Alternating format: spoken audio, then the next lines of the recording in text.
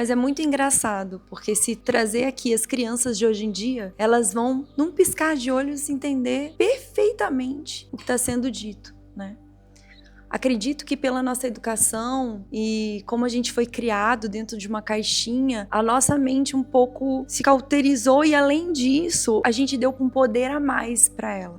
Realmente não existe ideia própria, tudo se copia, mas é porque é como se tivesse tudo muito disponível aqui, né? E a gente aqui, como uma antena, a gente faz a captação, só que o único problema é que às vezes a ideia para aqui e a mente começa a boicotar o tempo inteiro aquilo ali.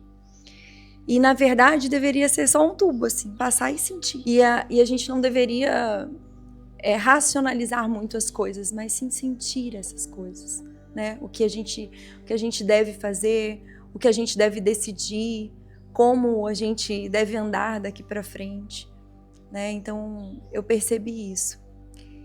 E aí, Gustavo, vem o problema, né? Esse poder que a gente deu a essa mente de decisão, e que, na verdade, a gente deveria só sentir, né? A nossa orientação é pelo sentir. Como fazer? Se todo mundo aqui tivesse muito triste, como é que você ia se sentir? A gente foi orientado numa narrativa que sentimento é algo individual, porque cachorrinho isso, família, trabalho, né? E nós diminuímos a compreensão do que é o sentir como antena biológica que nós somos. Nas tribos originárias, o sentimento, se alguém se despede, não é responsabilidade de uma única família. A tribo inteira tem um sentimento, uma antena única daquela tribo, que não vai fazer uma despedida, vai fazer uma passagem. É um sentimento tribal, uma conexão que se torna uma ritualística. E dentro daquela ritualística, fica uma informação no campo que reverbera por gerações, tempos e espaços.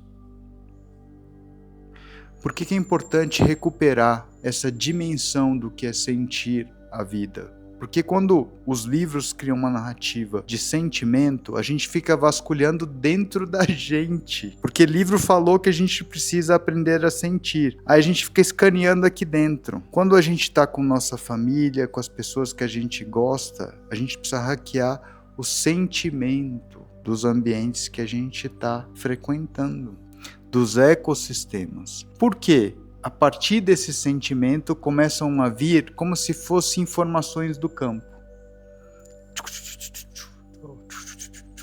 Olha, a situação presente é essa, dá um grito, dá um sorriso. Você codifica aquela informação através de um sentimento e já reprograma com uma nova informação.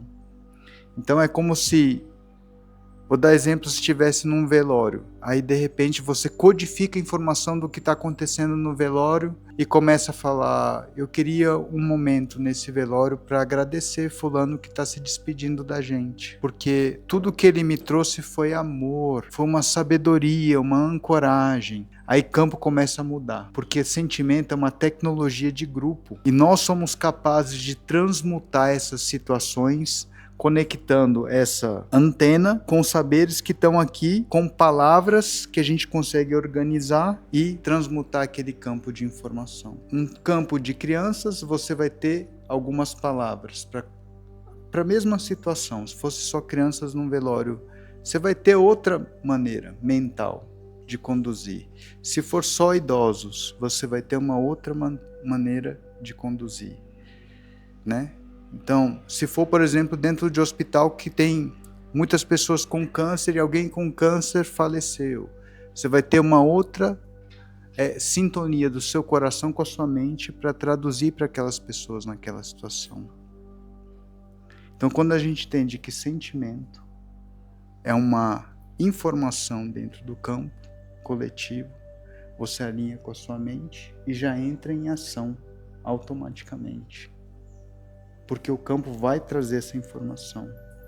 Tá todo mundo sentindo isso, traz essa informação para transmutar essa frequência, harmonizar essa frequência, criar sinergia dentro dessa frequência, né?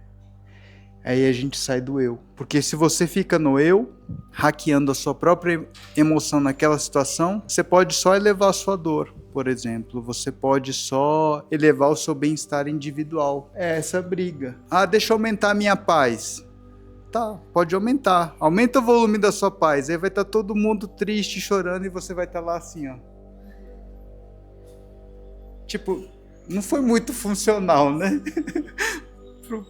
pro maior número de pessoas, né? Foi bom para você, mas e sua missão dentro do coletivo, né? Então, quando a gente fica preso a querer só melhorar internamente a nossa situação, independentemente do que está acontecendo fora, a gente fica limitado, a gente fica refém dos nossos próprios pensamentos, do nosso próprio desejo, do nosso próprio querer, e deixa de ser uma ferramenta de elevação de frequência para o maior número de pessoas, porque a gente ficou preso na nossa necessidade individual de organizar a nossa frequência. Todos nós somos um tipo de resposta para os ambientes que a gente está. Todos nós, sem exceção. O cosmos, Deus, o divino, não faz nada por acaso nessa realidade. É impossível colocar o acaso na natureza. Tipo, né? É impossível.